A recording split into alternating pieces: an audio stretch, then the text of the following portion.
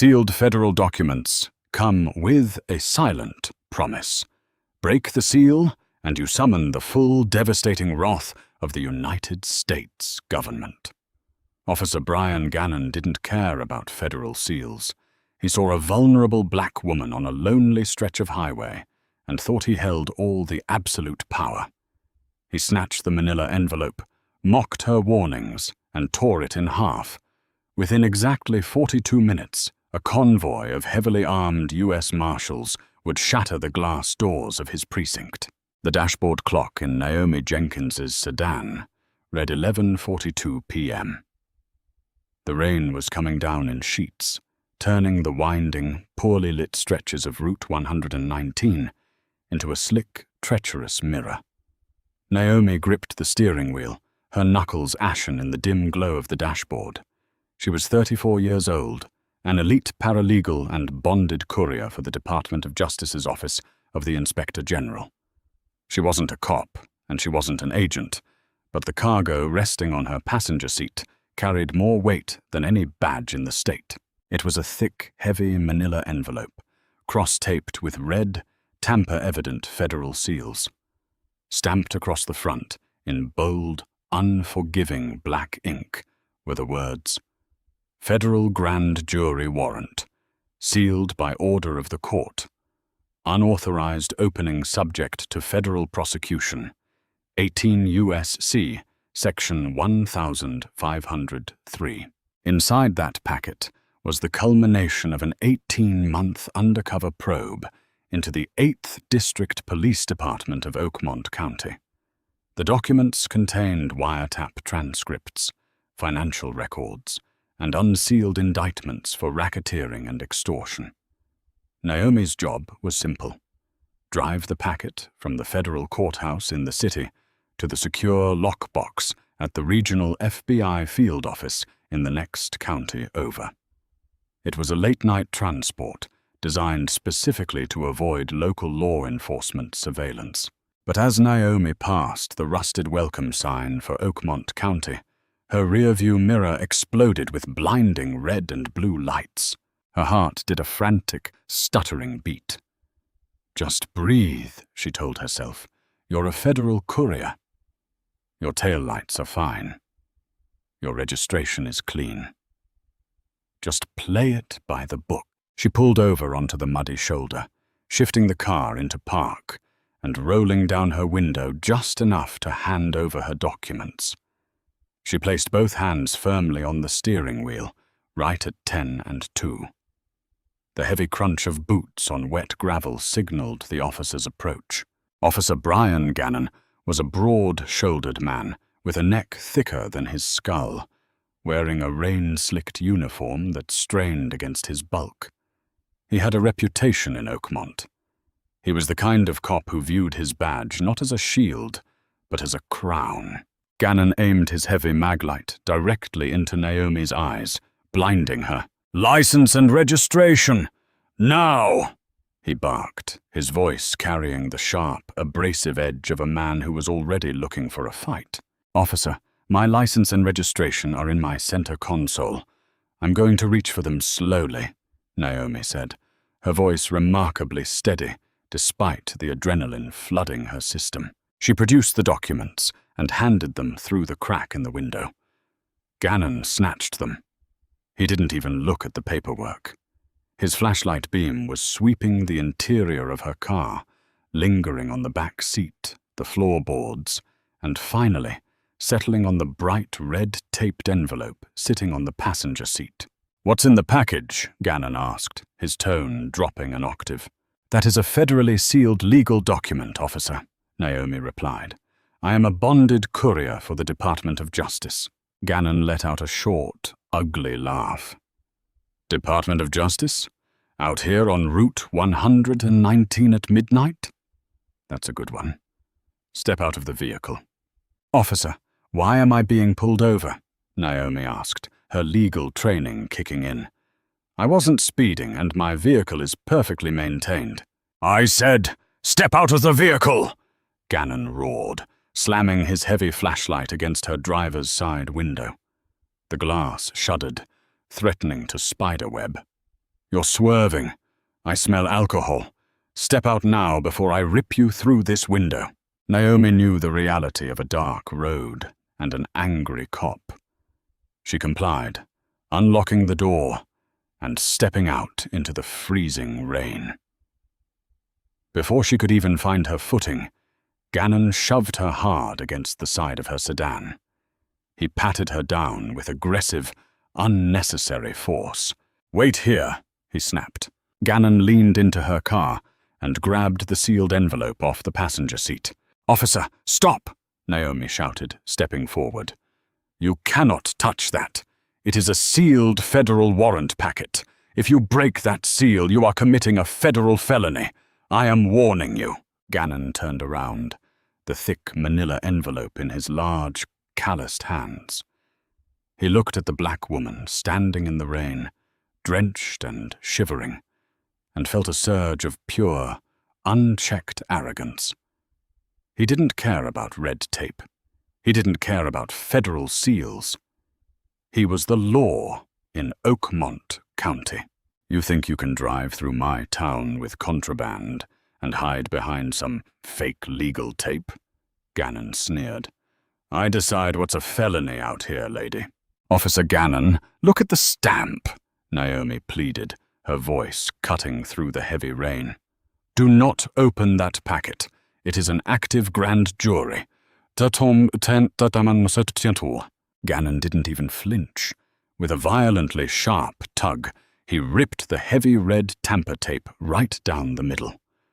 The sound of the thick paper tearing was sickeningly loud over the hum of the cruiser's engine.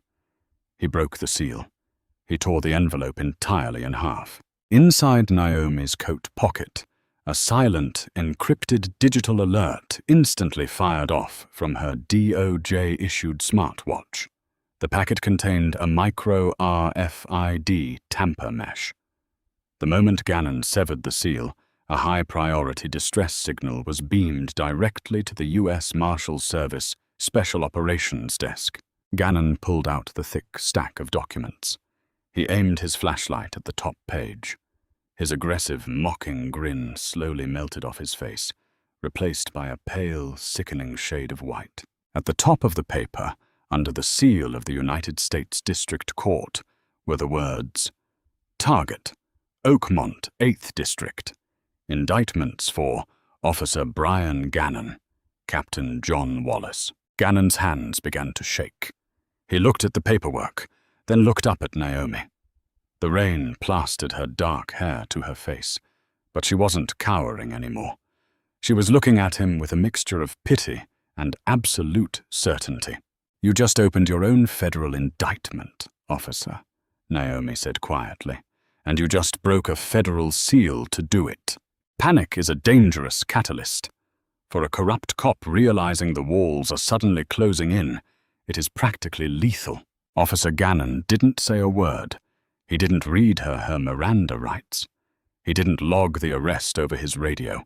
He simply lunged at Naomi, grabbing her by the collar of her soaked coat, and slammed her roughly into the side of his cruiser. He wrenched her arms behind her back, the cold steel of the handcuffs biting violently into her wrists. "You're under arrest," he hissed, his breath hot and ragged against her ear. "Suspicion of narcotics trafficking, resisting arrest, assault on a police officer." "You can't bury this, Gannon," Naomi said, as he shoved her into the hard plastic back seat of the cruiser. "They already know. The second you tore that warrant tape, they knew." Gannon slammed the door shut, locking her in the dark. He scrambled to gather the torn federal documents, his hands trembling so violently he dropped several pages into the mud. He snatched them up, smearing the pristine grand jury seals with wet dirt, and shoved the entire crumpled mess into the front seat of his cruiser. He peeled away from the shoulder, leaving Naomi's sedan abandoned on the side of the highway, with its hazard lights blinking into the void. The drive to the 8th District precinct took 12 agonizing minutes. Gannon drove erratically, his siren off, his mind racing through 100 different catastrophic scenarios. In the back seat, Naomi sat perfectly still. She wasn't fighting the cuffs. She was counting. 1 Mississippi, 2 Mississippi. By her estimation, the DOJ's Rapid Response Desk had already verified the tamper alert. When they arrived at the precinct, Gannon didn't take her through the main booking doors where the security cameras were positioned. He dragged her through the back sally port, hauling her down a dank, dimly lit corridor that bypassed the central desk. He shoved her into an isolated holding cell at the very end of the hall. The heavy iron door slammed shut, echoing with a dull, terrifying finality. Gannon sprinted up the concrete stairs to the second floor, his boots hammering like a frantic heartbeat. He burst into the office of Captain John Wallace without knocking. Wallace, a man whose tailored uniform barely hid a lifetime of expensive illicit habits, looked up from his mahogany desk, his face instantly twisting in fury. "What the hell is wrong with you, Brian? You don't knock?" Gannon locked the office door behind him, his chest heaving. He threw the muddy, torn stack of federal papers onto Wallace's pristine desk. "We have a problem," Gannon choked out, pointing a trembling finger at the documents. "A massive problem. I pulled over a black woman on 119. Thought she was a mule or an easy shakedown. She had a sealed envelope. I ripped it open." Captain Wallace's eyes fell to the torn red tape and the bold black federal stamps. His blood ran cold. He reached out, picking up the top page. His eyes scanned the unsealed indictment. His own name stared back at him in stark, undeniable print. Racketeering, wire fraud, conspiracy to distribute narcotics, obstruction of justice. Wallace stood up so fast, his heavy leather chair slammed into the wall. "You opened a sealed federal grand jury warrant," he whispered, his voice trembling with a mixture of terror and homicidal rage. "Are you out of your mind? Do you know what this is? This is a federal RICO case, Gannon." "I didn't know," Gannon pleaded, pacing the room frantically. "She was just some civilian in a cheap sedan. I thought it was a bluff." "Where is she?" Wallace demanded, grabbing Gannon by the collar. "Where is the courier?" "Downstairs, cell block 4, isolated," Gannon stammered. "I haven't booked her. She's not in the system yet. We can fix this, Cap. We can make her disappear. We throw her in the river. We burn these papers in the basement incinerator, and we claim she never made it to the county line. The feds will think she absconded with the documents." Wallace stared at Gannon, his mind calculating the brutal, unforgiving math of survival. They had been running Oakmont County like a mafia outfit for 12 years. If these papers reached a judge, they were all going to federal prison for the rest of their lives. Destroying the evidence and silencing the courier was a monstrous risk. But it was the only play they had left. "Get the station on lockdown," Wallace ordered, his voice dropping to a deadly pragmatic whisper. "No one in, no one out. Shut down the exterior cameras. Tell dispatcher Kelly the system is rebooting for a software update. Then get down to the holding cell. You do whatever you have to do to keep her quiet until we can move her to the salvage yard." "And the papers?" Gannon asked. "I'll burn them myself," Wallace said, scooping up the muddy documents.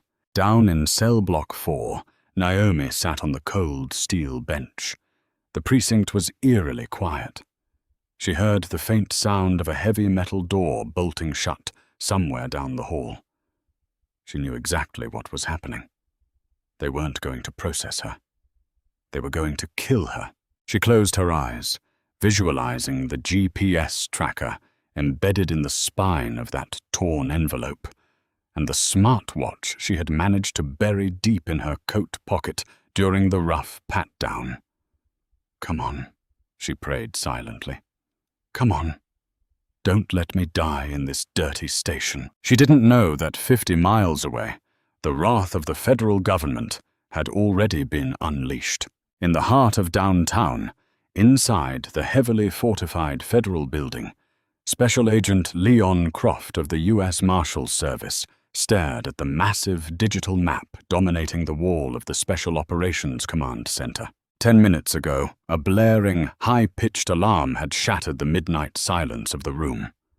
A single blinking crimson dot was flashing angrily on the map, pinned directly over the geographic coordinates of the Oakmont 8th District Police Precinct. "Talk to me," Croft barked, strapping his Kevlar vest over his broad shoulders. Croft was a veteran manhunter, a man who spoke softly but carried the absolute authority of the Department of Justice. Deputy Marshal Isaac Trent, his eyes glued to his dual monitors, typed furiously. "Tampa Seal breached on priority package Alpha 7. That's the Oakmont-Ryco indictment packet. Courier is Naomi Jenkins. Her biometric vitals from her smartwatch show extreme stress, elevated heart rate, but she's alive. The GPS beacon on the torn packet is static. It's sitting inside the Oakmont precinct." Croft's jaw tightened. "A local cop pulled over a federal courier and ripped open a sealed grand jury warrant. They have our courier. They have our case files. If they read those files, they know they're looking at 20 to life," Trent said grimly. "They're not going to let Jenkins walk out of there." "They don't have a choice," Croft said, racking the slide of his service weapon. "Execute Directive 4. Mobilize the Special Operations Group. I want 2 Bearcats. I want every available marshal in a 10-mile radius. And I want the FBI hostage rescue team on standby. We are taking down that precinct." Back at the Oakmont station, Captain Wallace was rushing down the basement stairs, clutching the torn, muddy federal documents to his chest. The basement was damp, smelling of mold and old iron. At the far end of the corridor sat the heavy industrial incinerator they used for destroying confiscated narcotics they couldn't sell. He threw the heavy metal door of the incinerator open. The flames roared to life, casting demonic, flickering shadows across his face. He looked at the paperwork one last time. His life, neatly typed in federal allegations. He raised his hands to toss the entire stack into the fire. Upstairs, Gannon was walking down the hallway toward Naomi's cell. He had removed his badge and his body camera. He carried only a heavy, unbranded metal baton in his right hand. His stomach churned with a sickening cocktail of fear and adrenaline. He had crossed a line he could never uncross, and now he was about to become a murderer. Naomi heard the heavy footsteps approaching. She stood up, backing herself into the corner of the small cell, her cuffed hands aching. She locked eyes with Gannon through the iron bars.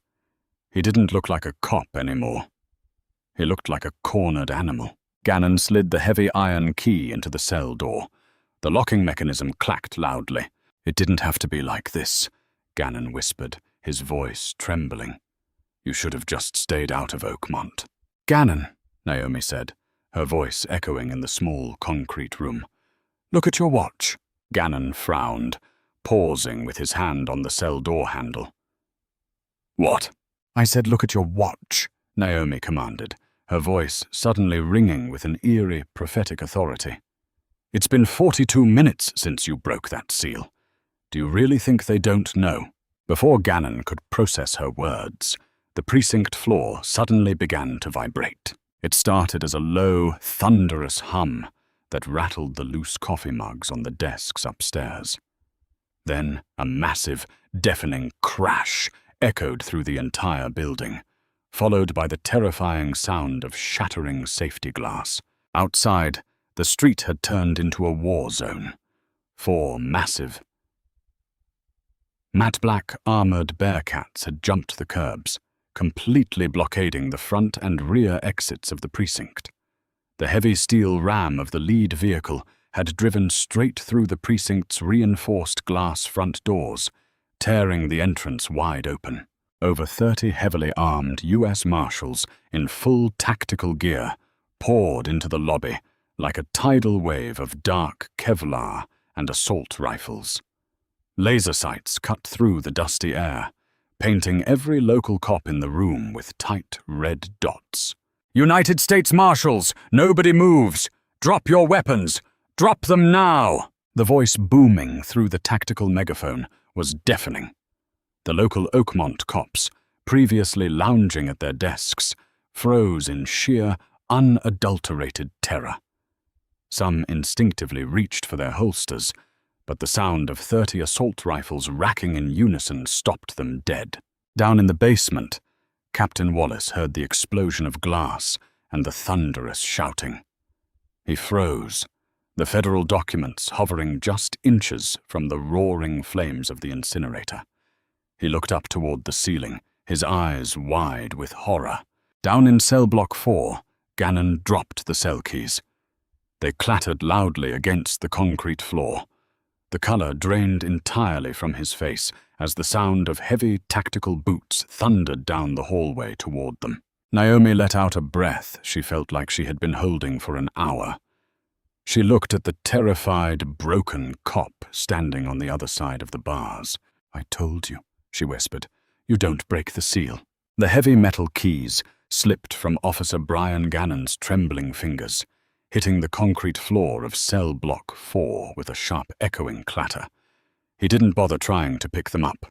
His eyes, white and completely devoid of their previous arrogance, were glued to the far end of the corridor. The heavy reinforced doors leading to the cell block were suddenly blown off their hinges with a deafening concussive roar. A shockwave of dust and pulverized drywall rolled down the hallway, followed instantly by the blinding, strobe-like flashes of tactical weapon lights cutting through the darkness.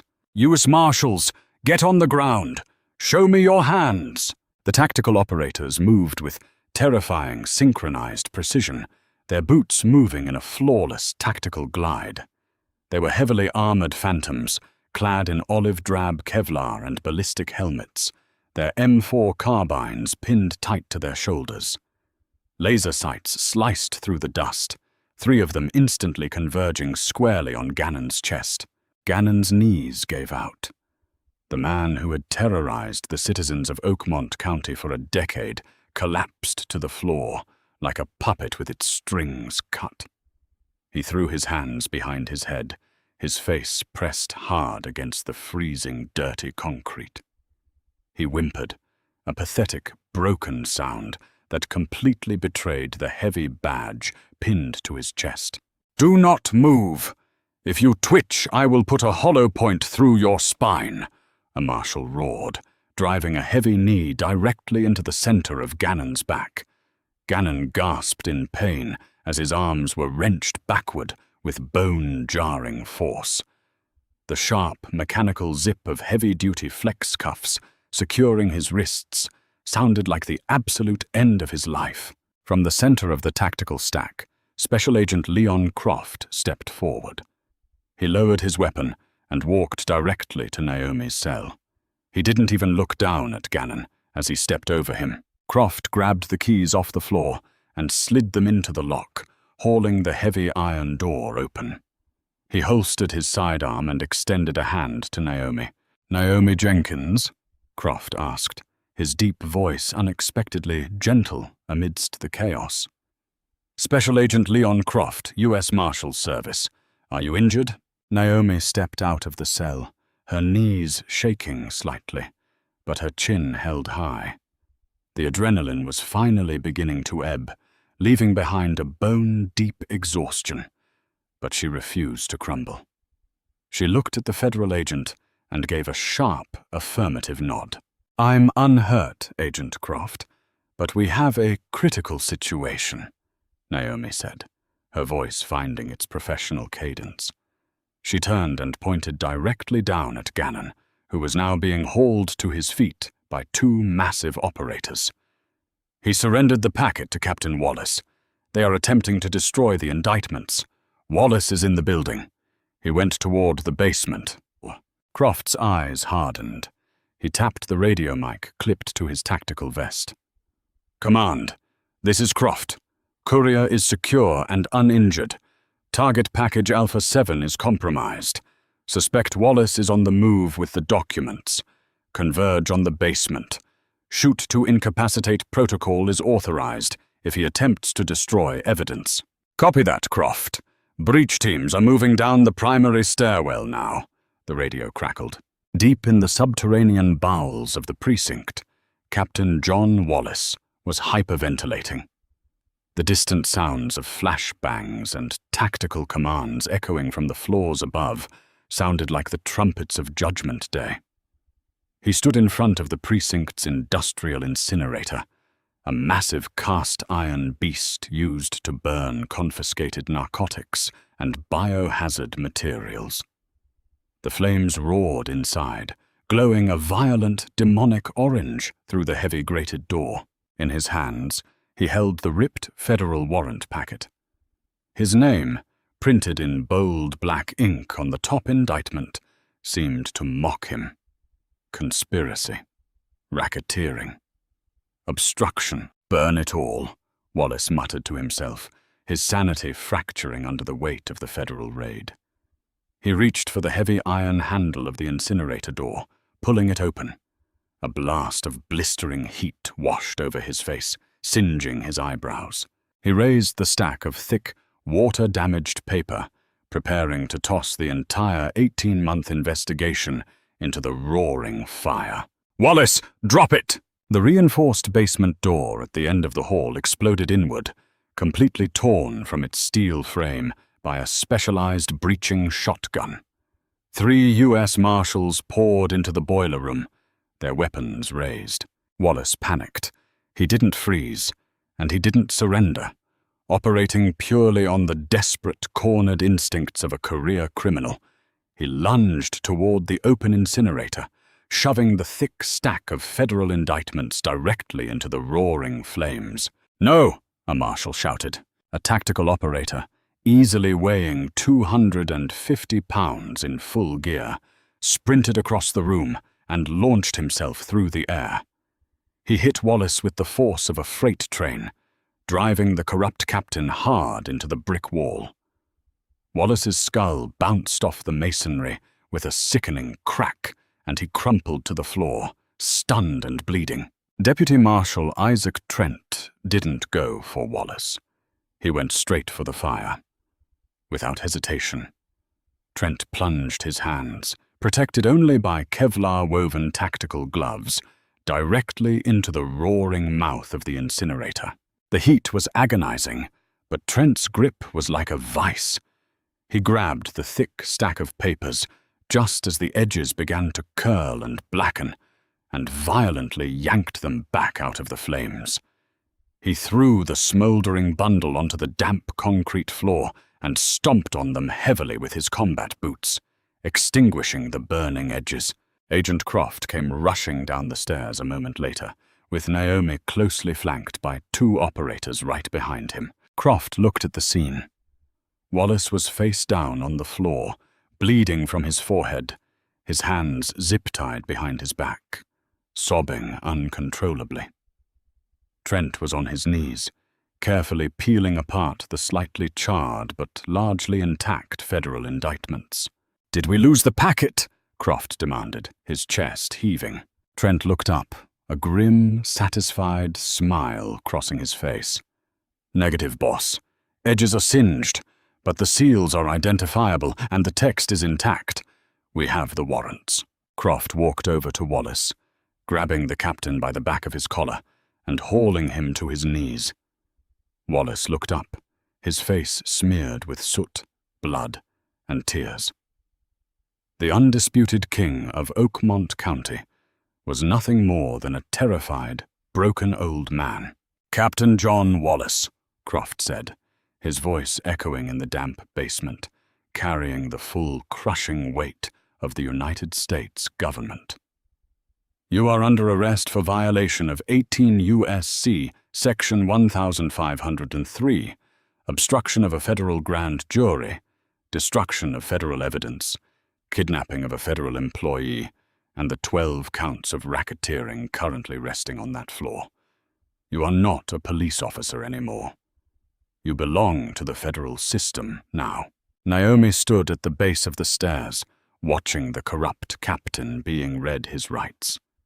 She reached into her pocket, pulling out her DOJ-issued smartwatch, and hit a single button. Tamper alert cancelled.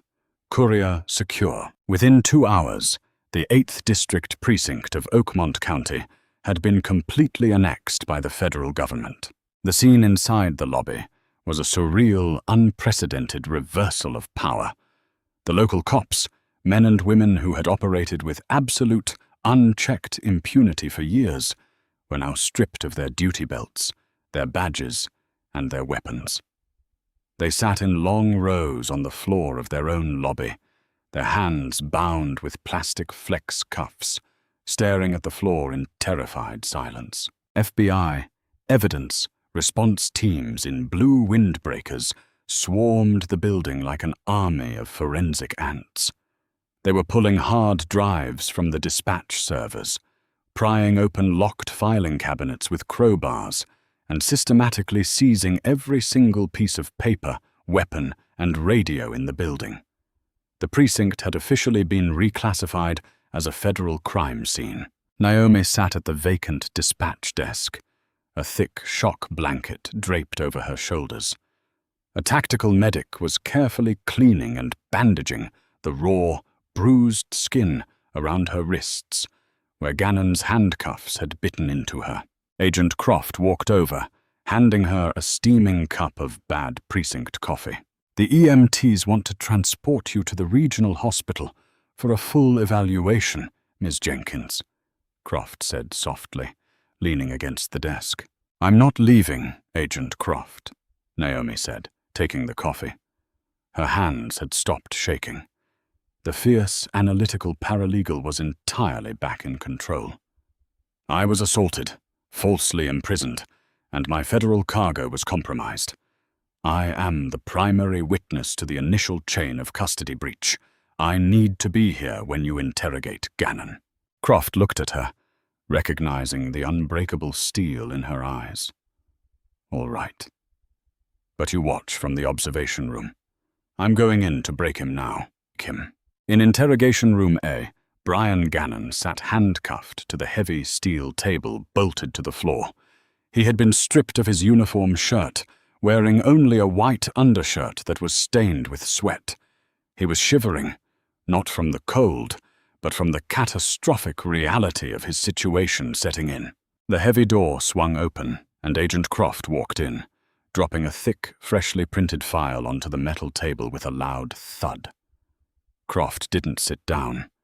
He paced slowly around the perimeter of the room, letting the silence stretch until Gannon looked like he was going to vomit. "I want to make something very clear to you, Brian," Croft finally said, his voice deathly quiet. "You are not sitting in a local precinct anymore. You are sitting on federal territory. The woman you pulled over tonight is a bonded courier for the Department of Justice. The envelope you ripped open was sealed by a federal judge." "I didn't know," Gannon whispered, his voice cracking. "I swear to God, I thought she was just a civilian. I thought she was running drugs." Wallace told us to crack down on the highway. "Stop lying to me!" Croft suddenly roared, slamming his palms onto the metal table, getting inches from Gannon's face. "You targeted a black woman alone on a dark road because you thought you could shake her down, or worse. But you picked the wrong car. You picked the one car that had the full weight of the FBI and the Marshals service tracking its every coordinate." Gannon flinched, squeezing his eyes shut. "Wallace ordered me to bring her in. When I showed him the papers, he told me to lock her in the basement. He said we had to make her disappear." Behind the one-way glass in the observation room, Naomi listened to the confession. Her blood ran cold. Gannon was confirming exactly what she had suspected. They had fully intended to murder her to cover their tracks. But as Naomi watched the interrogation, her brilliant, legal-trained mind began to replay the events on the highway. A discrepancy was nagging at the back of her brain. Something about the timeline didn't make sense. She turned to an FBI forensic technician sitting next to her. "Agent, the documents that Wallace tried to burn, did you recover all of them?" The technician nodded. "Yes, ma'am." Trent stomped the fire out. "The edges are charred, but the pages are all there. We're cataloging them in the evidence bay now." Naomi stood up, dropping her blanket. "I need to see those pages, right now." She hurried down the hall to the temporary evidence processing station. Spread out on a large folding table were the charred remains of the warrant packet. Naomi meticulously scanned the pages. The indictment, the wiretap summaries, the financial warrants, they were all there. But as she sifted through the slightly damp, soot-stained papers, her fingers brushed against something hard. Tucked between the final 2 pages of a grand jury transcript, heavily melted by the fire but still identifiable, was a thick, black, industrial-grade USB flash drive. Naomi stared at it. "That wasn't in my envelope," she whispered. She looked up at the FBI evidence supervisor. "This drive, it wasn't in the federal packet when I left the courthouse. The DOJ does not transport digital media in sealed paper warrants. It violates physical chain of custody protocols." The supervisor frowned, putting on a pair of latex gloves and carefully picking up the melted drive with tweezers. "If it wasn't in your packet, how did it get mixed into the papers Wallace threw into the incinerator?" Naomi's mind raced, connecting the dots with terrifying speed. "Wallace didn't just grab my papers from Gannon and run to the basement. He went to his desk first. He knew the raid was coming. He wasn't just burning the federal indictments. He was using the panic to destroy his own hidden evidence." She grabbed a radio off the evidence table and keyed the mic. "Agent Croft, this is Jenkins. I need you to step out of the interrogation room right now. We have a massive complication." A moment later, Croft burst into the evidence room. Naomi pointed at the melted USB drive in the evidence bag. "Wallace used the destruction of my warrant packet to camouflage the destruction of that drive," Naomi explained rapidly. "If he was willing to risk staying in the building just to burn that, it means the indictments you brought against him are only scratching the surface. Whatever is on that drive is worse than racketeering." Croft stared at the drive, his jaw tightening. "Can forensics pull the data? It looks melted." "The casing is melted," the FBI tech said, examining it closely under a magnifying lamp. "But it's military-grade solid state. The memory chip inside should be perfectly intact. I need 10 minutes and a decryption rig." "Do it," Croft ordered. He turned back to Naomi, a look of profound respect on his face. "You just saved this entire operation, Jenkins. We thought we were taking down a corrupt precinct, but Wallace is hiding something much, much bigger." 10 minutes later, the FBI cyber forensics team had cracked the encrypted drive. What popped up on their monitors brought the entire room to a dead, horrified silence. It wasn't just a ledger of local bribes. It was a highly sophisticated, meticulously detailed logistical database. It contained GPS coordinates, shipping container numbers, and encrypted communications with an international cartel based out of Sinaloa. Wallace and Gannon weren't just shaking down motorists on Route 119. The 8th District Precinct of Oakmont County was operating as the primary, heavily armed logistical checkpoint for a massive human trafficking and fentanyl distribution network stretching across 3 states. Wallace was using his police cruisers to escort cartel shipments through federal checkpoints under the guise of official police business. Naomi stared at the screen, the horrifying reality washing over her. "That's why Gannon pulled me over," she realized aloud. "He didn't pull me over because he thought I was an easy target. He pulled me over because I was driving an unmarked sedan at midnight on a route reserved for cartel couriers. He thought I was a rival runner cutting into their territory." Croft's face turned grim, the realization hitting him like a physical blow. The sealed warrant packet Naomi was carrying was dangerous to Wallace, But this USB drive? This drive contained the names of cartel lieutenants, corrupt state senators, and border patrol agents who were on the payroll. "Agent Croft," the cybertech suddenly interrupted, his voice laced with panic. "I just found an active subroutine on this drive. It's a dead man's switch." "Explain," Croft snapped. "It's a ping program. Wallace was supposed to plug this drive into an encrypted network every 12 hours to prove he was still active and not compromised. When the Marshals breached the building, he couldn't send the ping. He tried to burn the drive instead, to hide the evidence." "What happens when it misses the ping?" Naomi asked, her pulse spiking. The tech looked up from the screen, his face pale.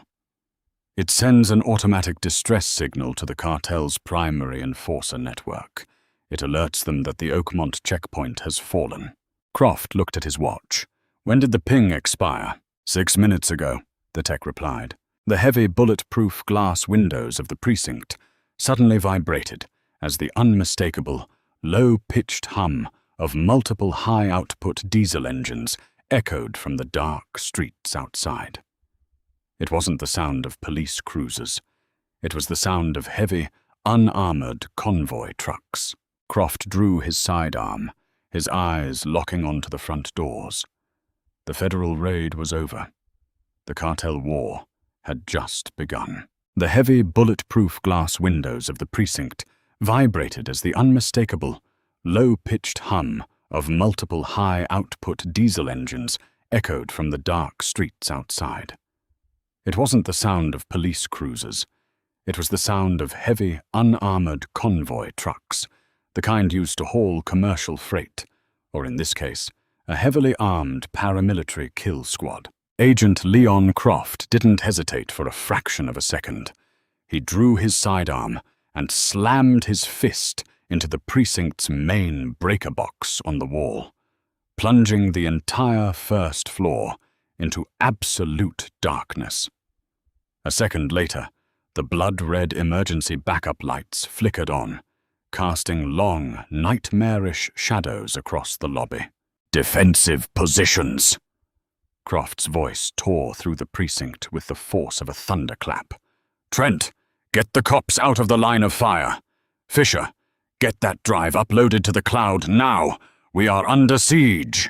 Outside, the rain continued to pour, but the darkness was suddenly shattered by the blinding flash of heavy automatic gunfire. The cartel enforcers didn't bother with a subtle approach.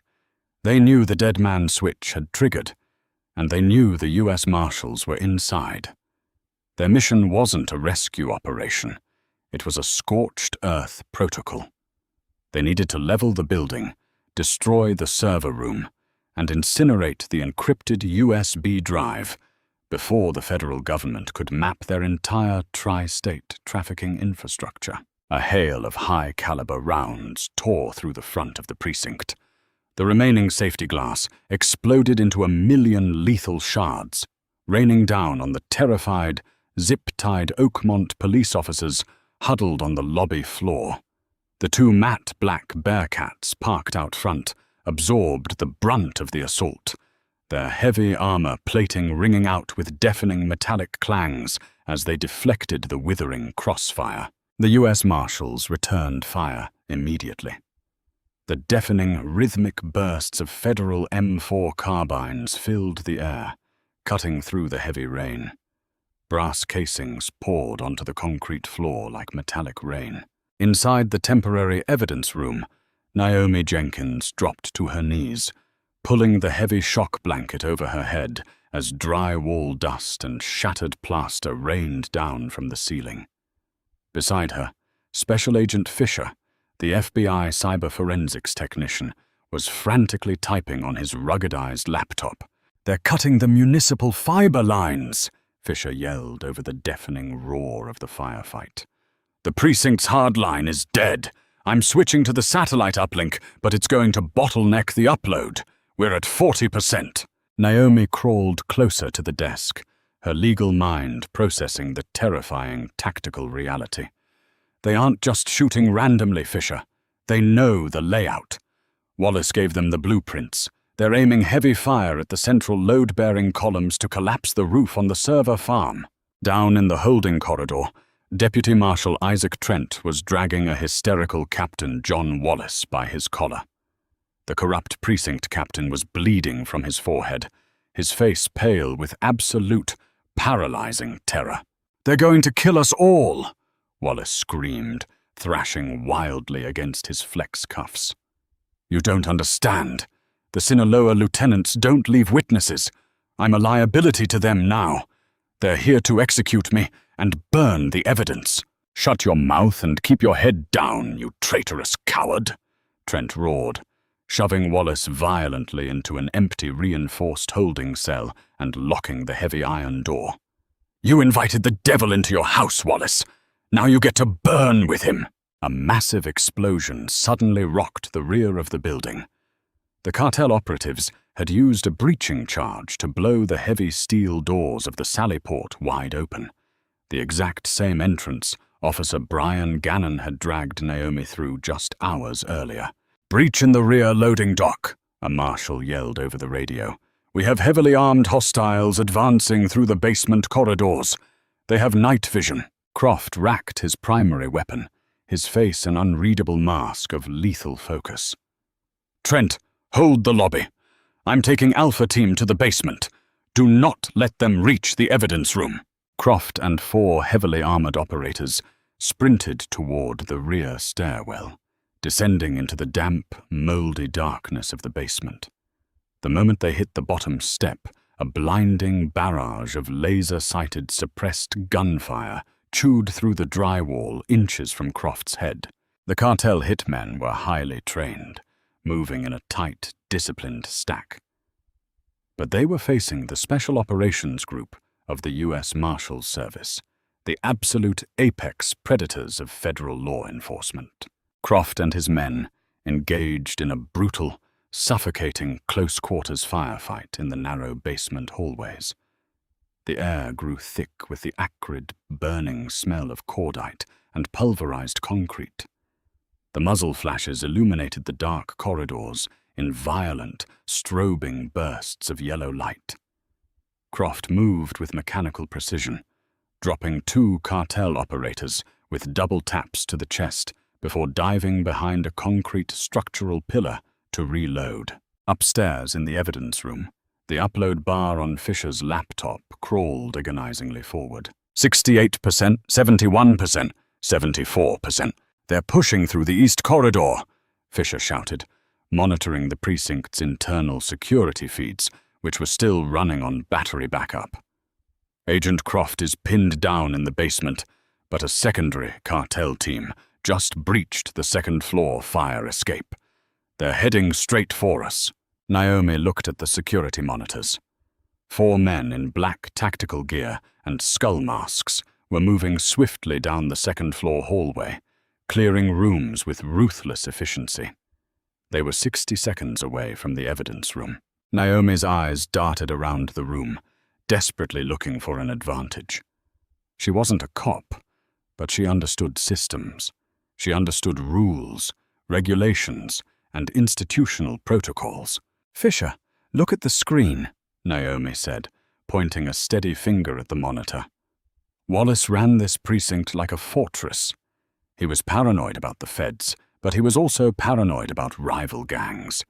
This building was renovated 3 years ago with a DOJ grant for riot suppression, right? "Yeah, so what?"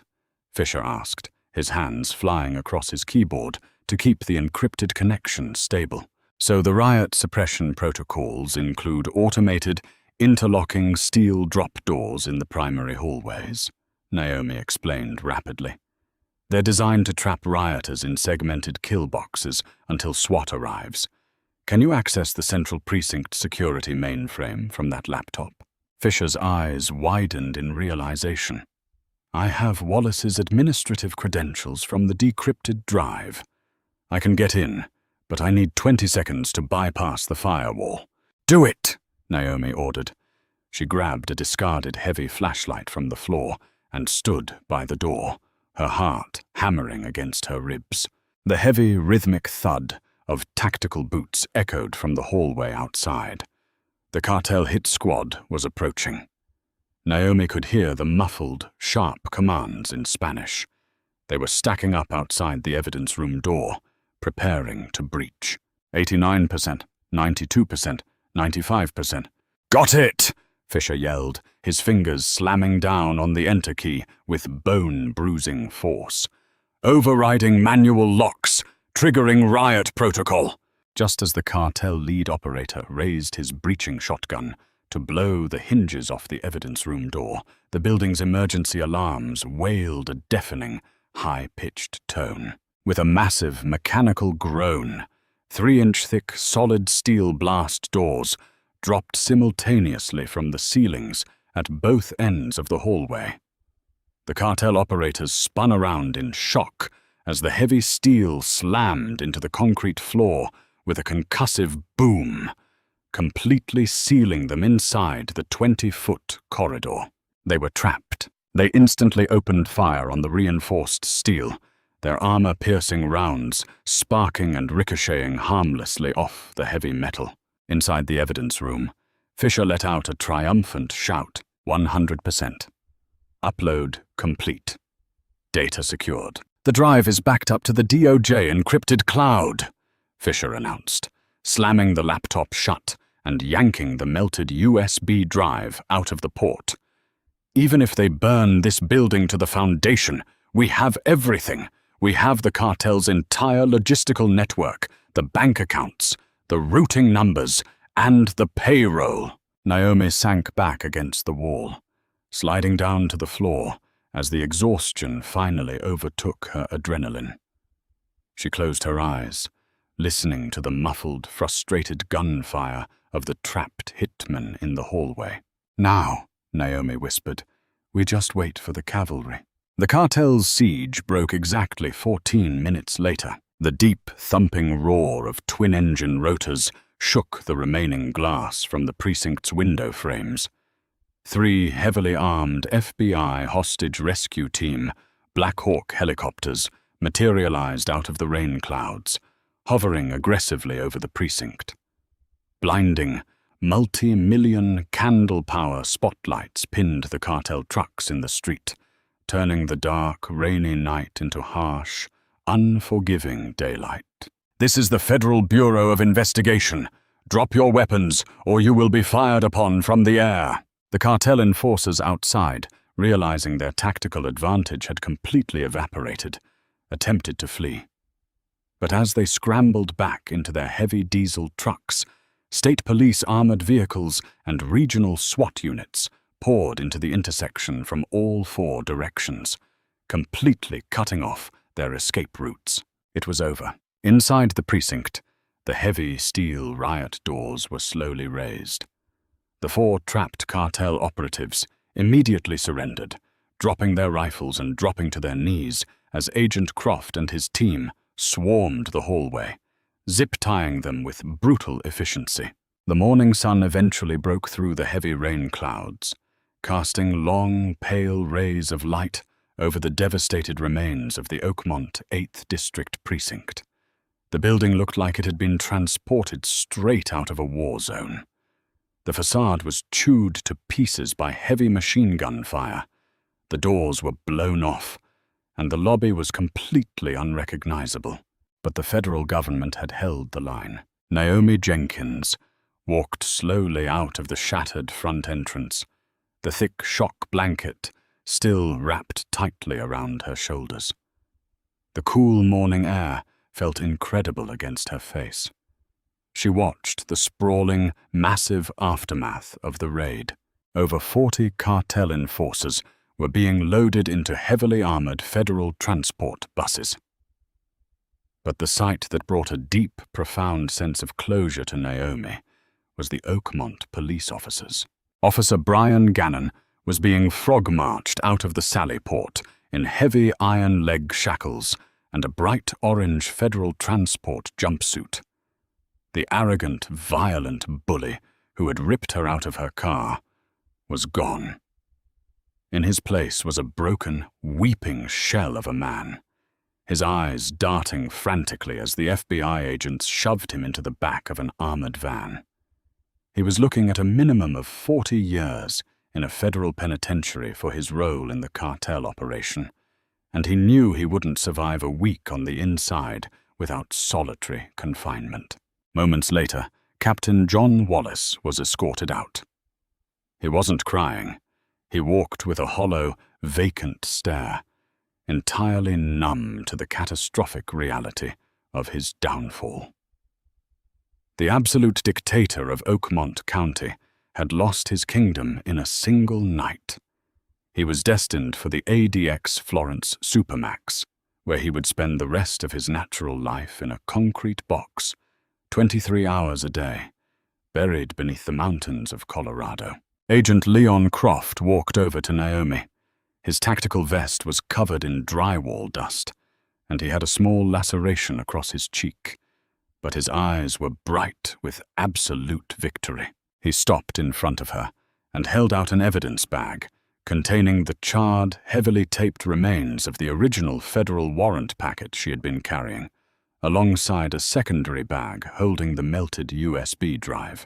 "Technically, Miss Jenkins," Croft said, a rare, genuine smile breaking across his hardened face, "your job was to deliver this package to the regional field office. I believe this belongs to you." Naomi smiled back, taking the physical packet. "I think the chain of custody got a little convoluted tonight, Agent Croft, but I'll make sure the Inspector General gets the final report." "You did more than deliver a package tonight," Croft said, his tone turning deadly serious. His voice carried the profound respect of a seasoned combat veteran. "You kept your head when most seasoned cops would have panicked. You outsmarted a cartel hit squad. You brought down a corrupt empire, and you handed us the keys to dismantle a multinational trafficking ring. You are one hell of a courier, Naomi." Naomi looked down at the torn red tape of the federal envelope. She thought about Gannon's arrogant face when he ripped it open, completely blind to the fact that he was tearing down the walls of his own life. "I just followed the rules, Agent Croft," Naomi said quietly, looking out at the rising sun. "And out here, the rules carry a heavy penalty." The silent promise of the federal seal had been kept. The wrath of the United States government had been summoned, and it had wiped the corruption of Oakmont County clean off the map.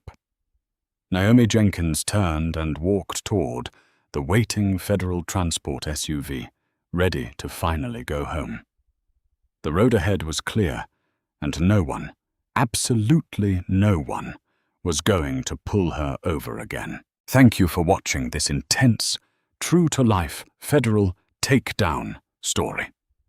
If Naomi's incredible bravery and quick thinking kept you on the edge of your seat, smash that like button right now.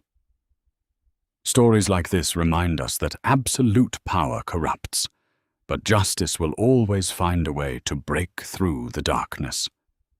Don't forget to share this video with a friend who loves high-stakes tactical drama, and subscribe to the channel with notifications turned on so you never miss our next thrilling breakdown. Leave a comment below.